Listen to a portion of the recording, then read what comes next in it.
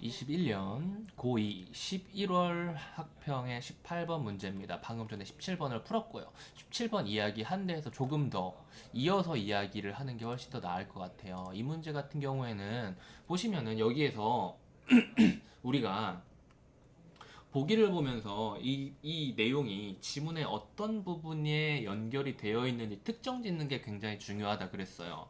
그 포인트를 파악을 할 수 있냐 없냐에 따라서 문제 난이도가 엄청 달라지는데, 이 보기에서 가장 눈에 띄는 건 뭐가 있죠? 딱 봐도 바로 이 녀석입니다. 요 그림. 요 그림에서 문구 쓰여져 있는 게 뭐죠? 감지 라인, 구동 라인. 자, 앞문제 보면서 감지 라인과 구동 라인이라는 녀석을 눈에 한 번쯤은 이 두 녀석이 들어왔을 거예요. 어디 있었지? 어디 있었지? 바로 상호 정전 방식이죠. 상호 정전 방식. 양심이 있으면 여기서 낼 수밖에 없습니다. 왜냐면 세 개의 방식 중에서 가장 많은 분량을 차지하고 있는 녀석이 바로 후반, 투반 두 개의 문단을 쓰고 있는 상호 정전 방식이고, 그리고 이 앞문제 풀어봤으면 알겠지만 앞문제가 전체 기억, 니은, 디귿이 전체 지문이었잖아요. 이 전체 지문이 범위인 척 했지만 사실상 상호 정전 방식은 안 들어갔어요. 상호 정전 방식은 안 들어갔고, 제대로 봤다면 자기 정전 방식도 사실은 읽을 필요가 거의 없었다. 그래서 요 17번 문제가 사실상 이 문단 여기에서 근거가 형성이 되었다라고 볼 수 있어요. 그러니까 나머지 이 두 개 중에서 뭐가 더 어렵겠어요? 상호 정전 방식이 더 어렵겠죠. 자기 정전 방식은 요만큼밖에 안 하고.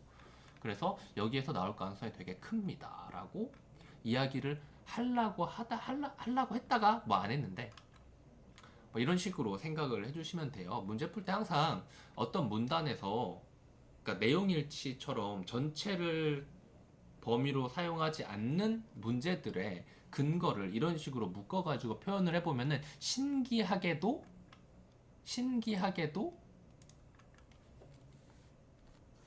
뭐 여기에서 18번 지금 안 풀었으니까 좀 이따가 다시 체크할 거긴 합니다. 여기서 18번, 왜냐면은 여기가 밑줄 추론이 있으니까 19번일 거잖아요. 그쵸? 이런 식으로 구조가 형성이 되는데, 그러면은 요 녀석이 사실은 B죠. 자기정전 방식. 요 녀석이 그러면은 쓰였을까, 버려졌을까, 이런 거 예측하는 것도 뭐 도움이 됩니다. 보시면요, 이 문제를 안 풀었잖아요. 근데 첫 번째 문제인 16번 문제가 여기 가는 게 가장 자연스럽겠죠. 물론 이게 아닐 수도 있어요. 그런데 정석으로 가면은 이거 이래야 한다는 겁니다. 요 녀석 근거가 뭐예요? 여기 있었는지 없었는지도 확인해 보시면 좀 재밌을 것 같고, 없었으면 뭐 그럴 수도 있지. 사람이 언제나 뭐 똑같이 정석으로 내나. 시험이라는 것은 정석에서 항상 거의 무한의 가지수에 가까운 변주를 하는 거고, 우리는 그 변수에 대처하는 연습을 하는 거잖아요. 하지만 방금 연습한 것은 정석이니까 정석은 반드시 몸에 익혀두어야 어떻게 뭐 예상이라고는 하지 말고 올바른 대처를 할 수 있다라고 생각을 하세요. 그래서 얘네는 일단 예상만 해놓은 거니까 일단 지워두고 문제를 풀어봅시다. 여기는 일단 저도 안 읽어가지고 같이 천천히 읽으면서 풀어야 될 것 같아요. 보면 윗글을 읽고 보기를 이해한 반응으로 적절하지 않은 거 찾는 거고요. 읽어볼게요. 다음은 터치스크린 패널의 작동 원리를 이해하기 위해 설정된 자료이다. 이제 터치스크린 패널에 대해서는 알았어야겠죠. 터치스크린 패널 1문단 읽으면서 잡고 있어야 됐던 내용이에요. 이 내용을 놓치면은 이 다음부터 무슨 얘기하는지 전혀 모르게 될 겁니다. 그래서 자료 1은 터치스크린 패널의 한 종류를 도식화한 것이고, 자료 2는 자료 1의 A, B, C 지점에 형성된 전기장의 크기를 나타낸 그래프인데, 보면 A 지점의 전기장이 가장 낮고,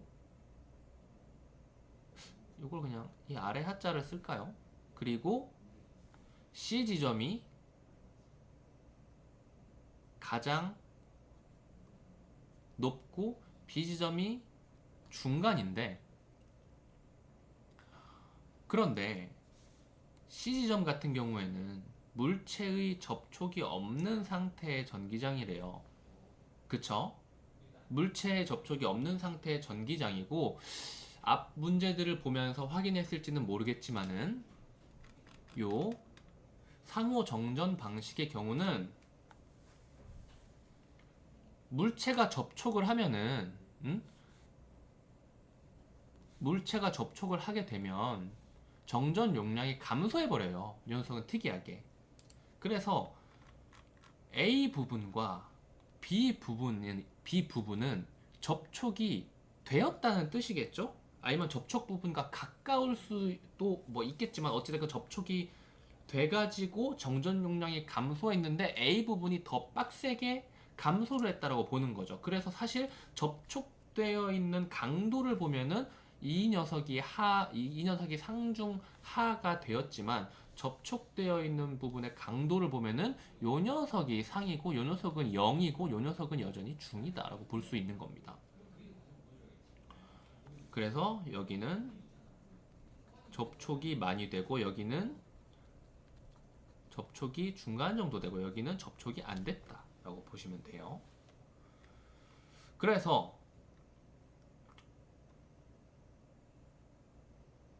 요것만 가지고 나머지 부분을 잃지 않고 풀 수 있는지부터 일단 확인을 해볼까요? 나머지는 이제 우리가 이제 머릿속에서 할 수 있는 최선의 이제 꼼수를 이제 발휘를 해보는 겁니다.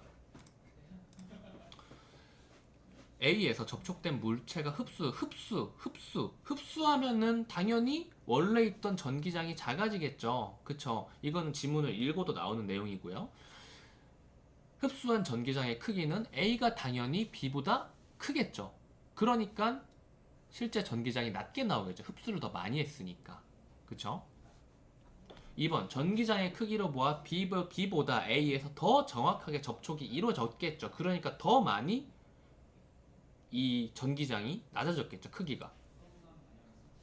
3번 C에서는 구동 라인에서 발생한 전기장의 크기와 감지 라인으로 들어가는 전기량의 크기가 일치하겠군. 무슨 말인지는 일단 모르겠지만 어찌됐건 접촉이 안 된 상태죠. 접촉이 안 된 상태에서 구동 라인의 전기장 크기, 감지 라인의 전기장 크기 비교를 하시면 되는데 이건 그냥 맞다라고 봐도 될 거예요. 이건 그냥 많이 읽다 보면 나오는 건데 정확하게 보기 위해서는 위로 가가지고 지문을 보시면 됩니다.